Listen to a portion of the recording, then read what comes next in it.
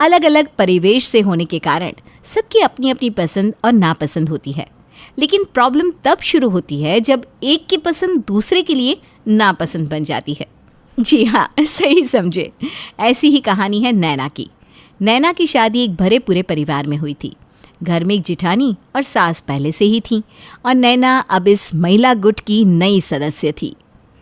ऐसी कोई खास चिंता की बात तो थी नहीं, क्योंकि जेठानी रचना और सास दुर्गा दोनों ही स्वभाव से हंसमुख और खुले विचारों वाली थी। नैना की जेठानी और सास में तो इतनी अच्छी ट्यूनिंग थी कि उनके बीच कभी कोई टेंशन दिखाई नहीं देती थी।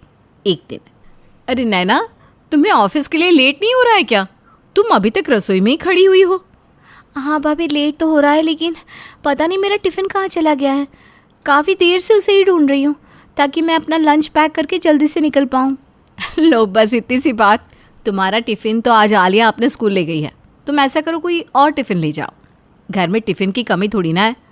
नहीं, रहने दीजिए, मुझे लेट भी हो रहा है। मैं बाहर ही कुछ खा लूँगी शाम को। आलिया, तुम्हें चाची का टिफ़िन पसंद है ना? ऐसा करो, उस टिफ़िन बॉक्स को तुम ही रख लो। मैं अपने लिए दूसरा बॉक्स ले आई हूँ। अरे नैना, क्या ज़रूरत थी? इसके पास तो पहले से ही आधा दर्जन टिफ़िन है। कोई बात नहीं ना भाभी, एक और सही। टिफ़िन वाली बात आई गई हो जाती है। धीरे धीरे समय बीतने लगता है और जल्द ही नेहा अपनी माँ बनने की खुशखबरी सुना देती है। अब नैना ऑफिस से आने के बाद ज़्यादातर समय अपने कमरे में आराम करते हुए ही बिताती थी।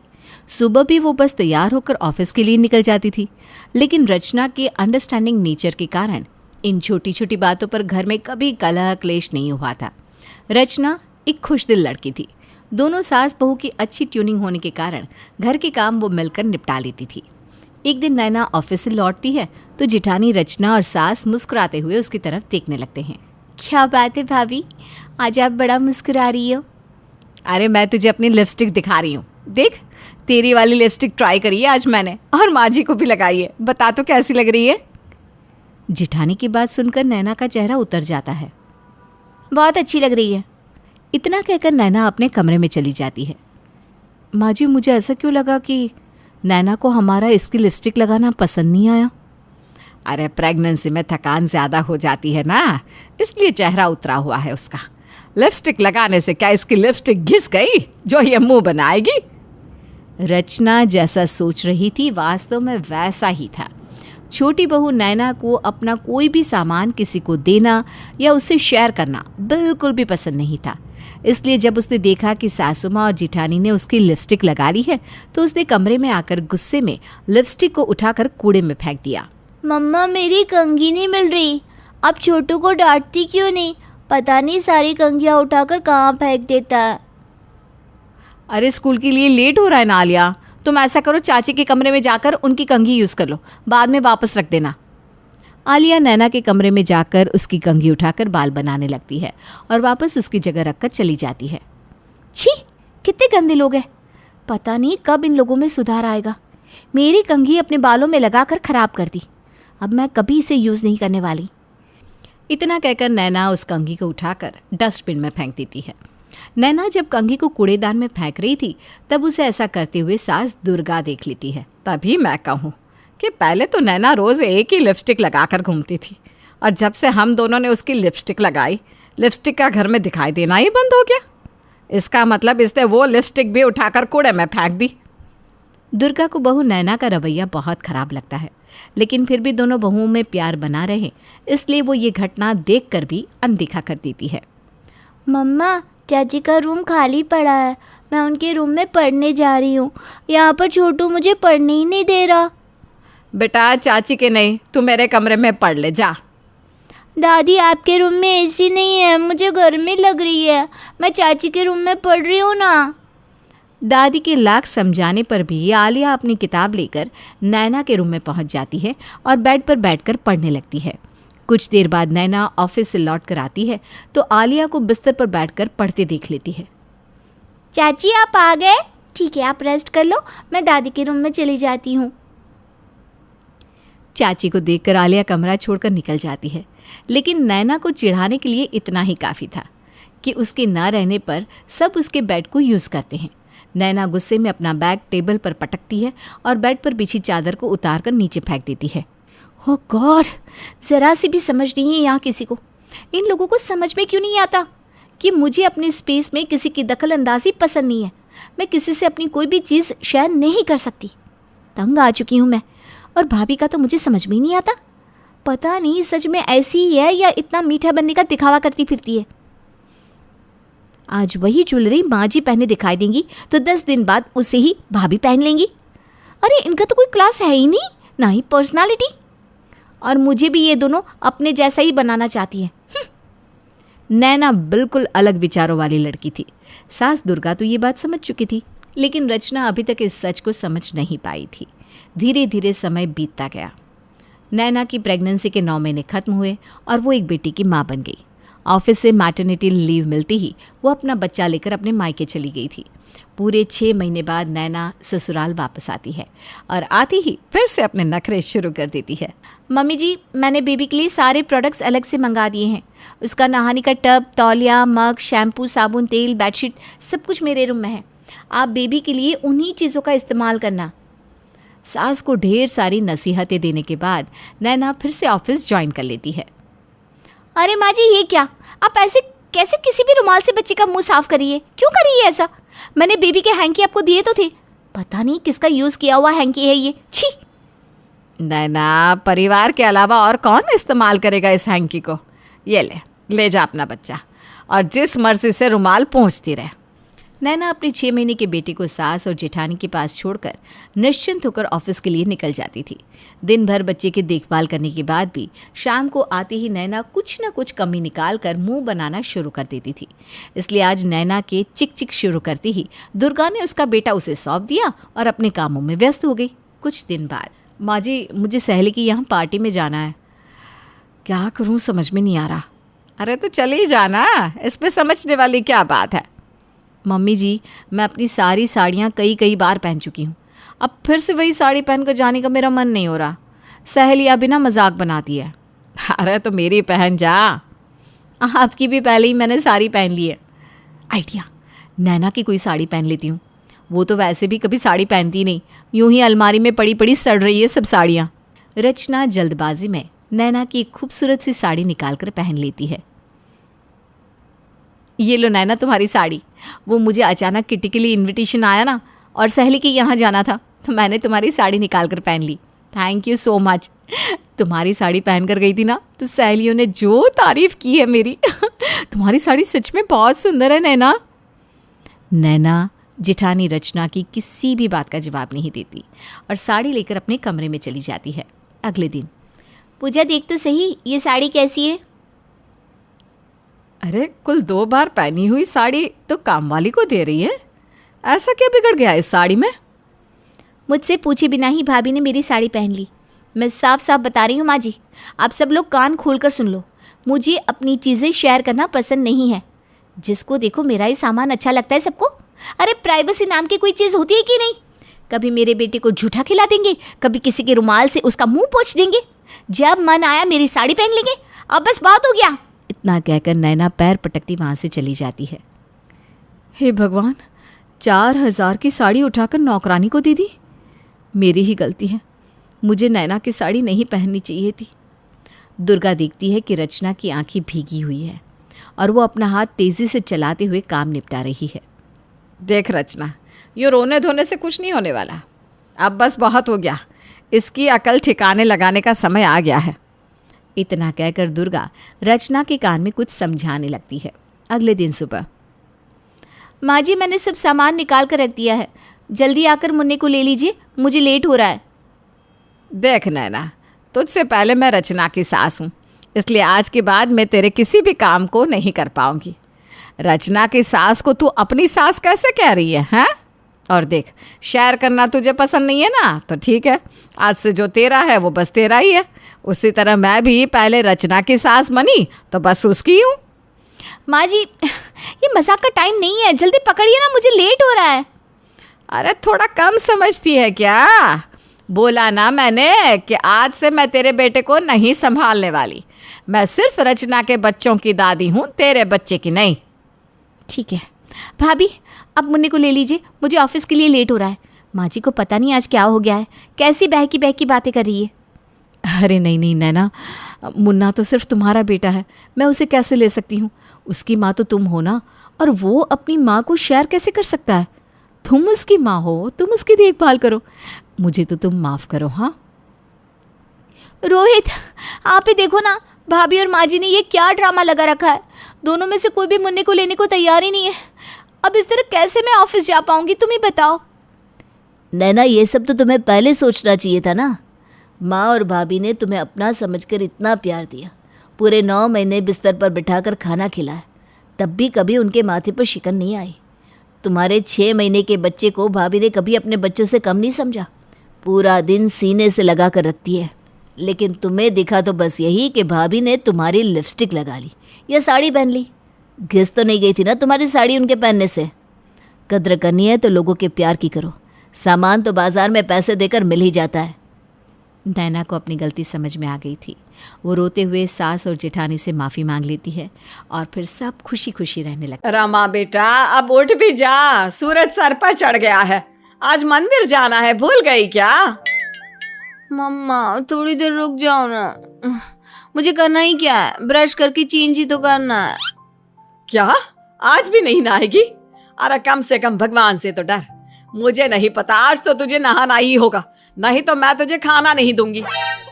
रमा उठकर बैठ जाती है और कहती है, मम्मा ले मैं उठ गई, लेकिन नहाने को मत बोल, तुझे पता है ना मुझे नहाने से एलर्जी है, और इतनी ठंड में तो मुझसे नहाया ही नहीं जाएगा। पता नहीं लोग कैसे इतनी सुबह ठंडे पानी से नहा लेते हैं। ना पापा ना, मैं नहीं नहाने वाली। अरे शर्म कर, पिछले 1 महीने से तू नहाई नहीं है। चेहरे पर 10 किलो मेकअप करने से कुछ नहीं होता। अरे छोटे छोटे बच्चे भी नहा लेते हैं, लेकिन तू तो उन सबसे भी बेकार है।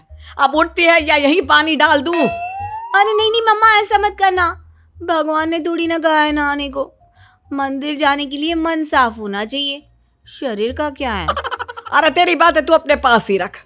ज्योति रमा को जबरदस्ती बाथरूम में ले जाती है और उस पर ठंडा पानी डाल देती है। मर गई मैं, ऐसा तो किसी दुश्मन के साथ भी ना हो, इतनी ठंड में इतना टॉर्चर। सभी हंसने लगते हैं और रमा पूरा दिन मुंह लटका के घूमती रहती है।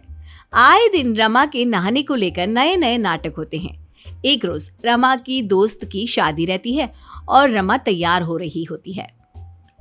ये खाली पाउडर लिपस्टिक लगाकर चमकने से कुछ नहीं होता। अरे नहा लेती तो अंदर से फ्रेश फ्रेश फील होता। क्या मम्मा, जाते वक्त भी नहीं छोड़ेंगी ना आप सुनाना। ये देखो, बिना नहाए भी आपकी बेटी चमक रही है, ये किसी टैलेंट से कम थोड़ी ना है। अरे पता नहीं हम पंडितों के घर में तू कहाँ से आ गई। अरे तेरे जैसा तो कोई भी नहीं इस परिवार में, तू ऐसी कैसे निकल गई? मेरा बस चले तो मैं सबको कह दूं कि तू नहाती ही नहीं है। आप कहाँ कोई मौका छोड़ती है मुझे सुनाने का। यूं ही दिन बीतने लगते हैं। रमा की सभी दोस्तों की शादी हो जाती है और ज्योति को लगता है कि अब रमा की भी शादी करवा देनी चाहिए। ज्योति रमा से बात करने का मौका ही ढूंढती रहती है। कुछ दिनों बाद रमा ज्योति से कहती है, मम्मा मैं अपने कुछ दोस्तों के साथ गांव घूमने जाना चाहती हूँ। ठीक है चली जा, लेकिन तुझे भी मेरी एक बात माननी होगी। ठीक है मम्मा, जो भी कहोगी मुझे मंजूर है। अभी मैं अपनी पैकिंग करने जा रही हूँ। रमा फटाफट अपनी पैकिंग करती है और शाम को गोवा के लिए निकल जाती है।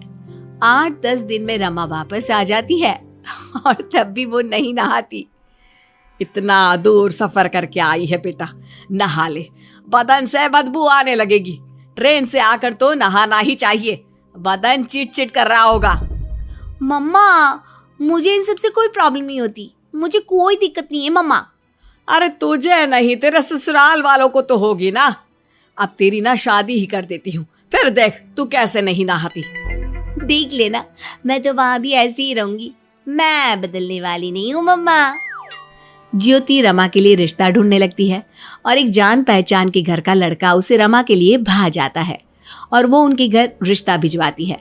मोहित को भी रमा पसंद आ जाती है और दोनों की शादी बड़े अच्छे से हो जाती है। रमा हद कर देती है और अपनी शादी तक में नहीं नहाती।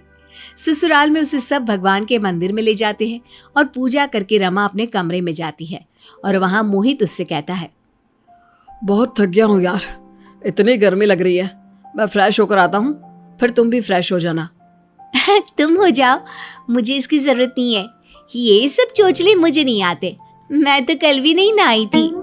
ये सुनकर मोहित का मुंह खुला का खुला रह जाता है और वो कहता है, क्या मतलब तुमने फेरे बिना नहाए ले लिए और आज मंदिर में भी तुम ऐसे ही चली गई? क्या यार, अगर मम्मा को पता चला ना तो आफत ही हो जाएगी। हमारे घर में ये सब नहीं चलता। मुझे तो बता दिया, लेकिन किसी और के सामने मत बोलना। अरे तो इसमें क्या हुआ? तुम तो ज्यादा ही बोल रहे हो। नहाने में मन साफ नहीं हो जाता। मोहित के दिमाग में सवालों की लड़ी लग जाती है और उसे ये चिंता सताने लगती है कि अगर मोनिका यानी कि उसकी माँ को पता चल गया तो रमा का क्या होगा। दूसरी ओर रमा खा पी कर सो जाती है। अगले दिन मोनिका यानी सासू माँ रमा के कमरे में जाती है और उससे कहती है, बहू, ये जेवर और कपड़े हैं, आज इसे ही पहनना। तुम जल्दी से नहाकर तैयार हो जाओ। हाँ। मोनिका वहीं बैठ जाती है। रमा सोचने लगती है, अब क्या करूं? मम्मी जी को बता भी नहीं सकती हूँ, मोहित ने मना किया है।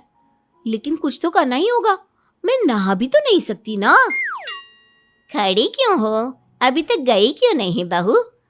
अब मम्मी जी, वो मुझे ना बुखार है, मेरे नहाने से और बढ़ जाएगा। ओह बेटा, मुझे पता नहीं था। ठीक है, तू आराम कर, शाम में तैयार हो जाना। कोई जरूरत नहीं नहाने की। हाँ।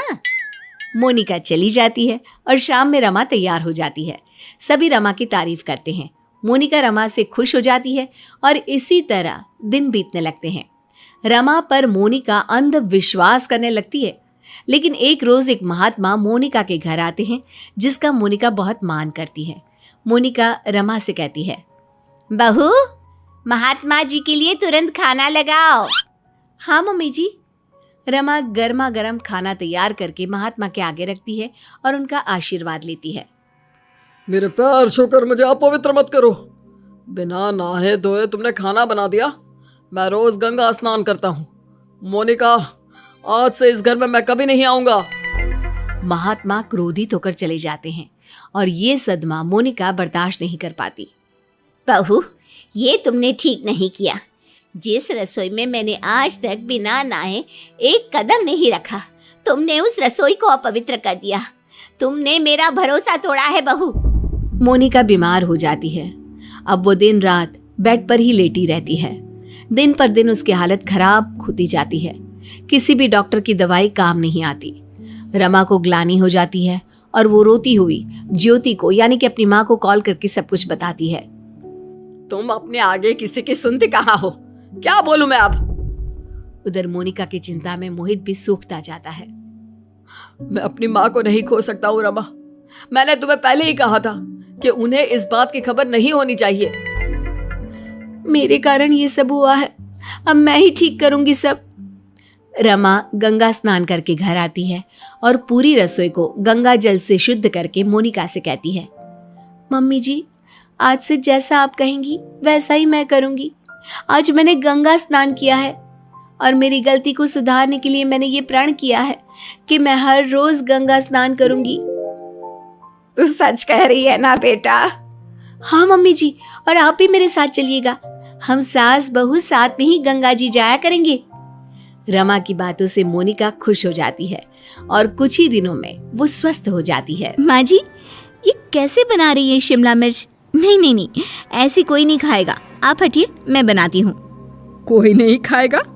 अरे तेरे मायके वालों के लिए नहीं बना रही हूँ, अपने पति, बेटे और बेटी के लिए बना रही हूँ।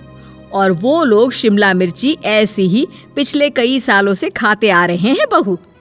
बहू हो ना, थोड़ा सोच समझ कर जबान खोला करो, समझी? माँ जी, फिर तो मैं यही कहूँगी कि आपको खाना बनाना आता ही नहीं। बहू शिमला मिर्च बना लेती है, लेकिन अपने अंदाज में। फिर खाने के टेबल पर, ये सब्जी क्या बहू ने बनाई है? आज बहुत अलग लग रही है। भाभी, रंग तो बड़ा अच्छा दिख रहा है सब्जी का।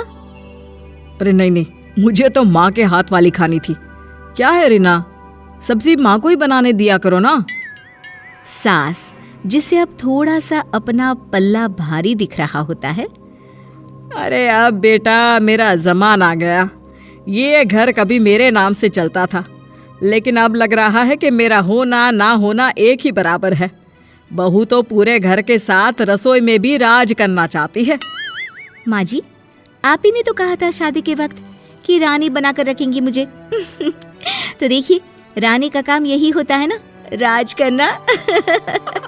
अरे देख बहू, माना तू राज करना चाहती है, लेकिन भूल मत पूरी रियासत अभी मेरी है। अरे कैसी बात कर रही हो तुम दोनों? और ये क्या तरीका होता है बहू से बात करने का? बेचारी अभी तो आई है, उसको आजादी भी नहीं दोगी क्या? तो वो इस घर को अपना घर कैसे समझेगी? देखिए पापा, माँ सही कह रही है। घर को अपना घर समझी, इसमें कोई बुरी बात नहीं है, लेकिन सिर्फ अपना और हमें पराया करने की कोशिश करे ना जी ना, ये सोच तो बिल्कुल अच्छी नहीं है। देख, तू छोटी है ना, छोटी की तरह रहा कर, हर बात पर बीच में ना बोला कर। क्यों? वो मेरी बेटी है तो मेरे तरफ से ही बोलेगी ना। माँ जी, ये तरफ क्या होता है? हाँ, वो मेरी बहन नहीं है क्या?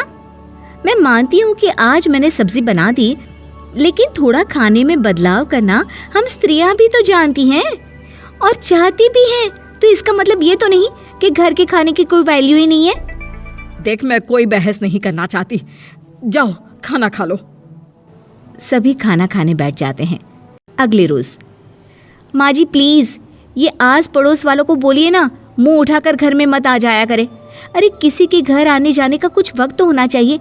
यहाँ तो सारा दिन मानो लोगों ने धर्मशाला बनाकर रखी है। बहू, वो हम लोगों के परिवार जैसे हैं, पिछले 25 साल से हमारे साथ है, और ये मेरा घर है। यहाँ कौन आएगा कौन नहीं, ये तू कैसे डिसाइड करेगी? और हाँ, तुझे अगर पसंद नहीं ना तो अपने कमरे में चली जाया कर। वो लोग बात ही कर रहे होते हैं कि पड़ोसन आ जाती है।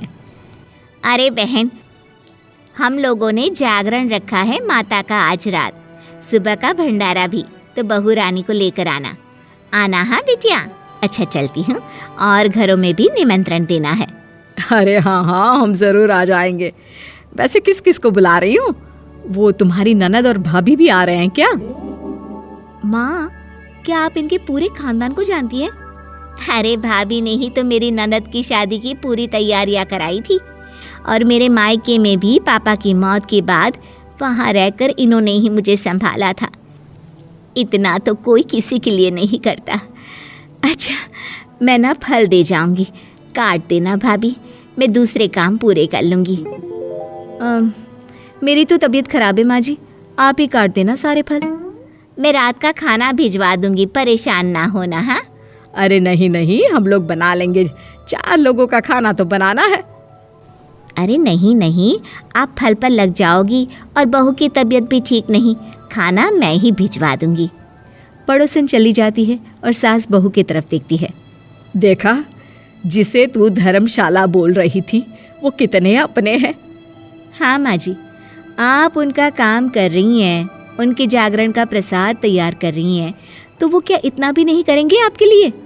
ओहो, तुझसे बहस क्या करना बहू। तभी बहू की माँ आ जाती है। अरे बहन जी, बेटी से मिलने का मन किया तो बिना बताए ही आ गई, बुरा न मानना। ये मत समझना कि ये मेरा घर नहीं, कोई धर्मशाला है। अच्छा अच्छा, तो ये घर पर आए मेहमानों को घर नहीं धर्मशाला वाला समझाने वाली आप ही हैं। वैसे आपको खुशी होगी कि आपकी बेटी के संस्कार भी ऐसे ही हैं। अरे माँ, किन बातों को सुन रही हो? आओ अंदर आ जाओ माँ। माँ बेटी के साथ अंदर आती है तो उसे अचार की महक आती है। हाय रे, कितनी अच्छी महक है। क्या बनाया है बहन जी? अचार बनाया है। आपकी बेटी बोल रही थी कि आप लोग कुछ अलग तरीके से बनाते हैं। मैं तो बस ऐसे ही। हम लोगों के घर पर तो अचार टिकता ही नहीं है। अरे आता ही किसे है अचार बनाना? लेकिन जैसे ही बेटी माँ को कमरे में ले जाती है, क्या है माँ, क्यों आ गई यहाँ पर? बताकर तो आना चाहिए। अरे कैसी बात कर रही है बेटी? माँ को बेटी से मिलने का मन किया तो क्या माँ नहीं आ सकती? आ सकती है माँ, क्यों नहीं, लेकिन तू ना पूरा खेल बिगाड़ रही है। खेल? कैसा खेल बेटी? मुझे भी तो बता देती तो मैं भी खेल लेती। माँ, जब से शादी करके इस घर में आई हूँ ना, सासू माँ ने मेरा घर का रट लगा कर रखा है। अब मैं ये बताना चाहती हूँ कि यहाँ मैं आ गई हूँ। कोई भी चीज़ जो पहले होती थी वो ठीक नहीं थी, तो मैं उसे परफेक्ट करूँगी। अच्छा, यानी बात सिंहासन की है कि पहली रानी को उतारना है। हाँ माँ, तुम्हें जो समझना है समझो, लेकिन बात तो यही है। पर बेटा वो बेटी कुछ नहीं समझती और दरवाज़ा खोलकर बाहर चली जाती है। माँ, जो कि एक अच्छी औरत होती है, बेटी को समझाने की कोशिश तो करती है। बाहर सास के सामने माँ कहती है, अरे बहन जी, आप चलिए ना मेरे साथ मेरे घर, बहू का मायका भी देख लीजिए। अरे नहीं नहीं बहन जी, आप ही रुकिए हम लोगों के पास। शाम को जागरण है, वहाँ ले चलेंगे। उसी का प्रसाद तैयार कर रही हूँ। अच्छा, हमें भी तो सिखा दीजिए कैसे तैयार करते हैं। अरे कैसी बात कर रही हो माँ, कितने जागरण करवा चुकी हो तुम। देख बेटी, एक बात गांठ बांध ले, हर बेटी माँ के घर जो होता है वो देखती है, लेकिन सीखती वो सास के पास ही है। सास का संस्कार वो अपनी सास से सीखती है, जो वो अपनी बहू को देती है। तो बेटी, यहाँ के रीति रिवाज, रहन सहन, बोली भाषा अपनी है, जिसे तुझे ना सिर्फ फॉलो करना है बल्कि सीखना भी है। और जहाँ तक सवाल है पूरे घर की रानी बनने का, तो जब तक तेरी सास महारानी है, तू रानी ही तो रहेगी। क्यों बेटा? बहू माँ की बात समझ जाती है और सास भी बहू की माँ का मन ही मन शुक्रिया अदा करती है।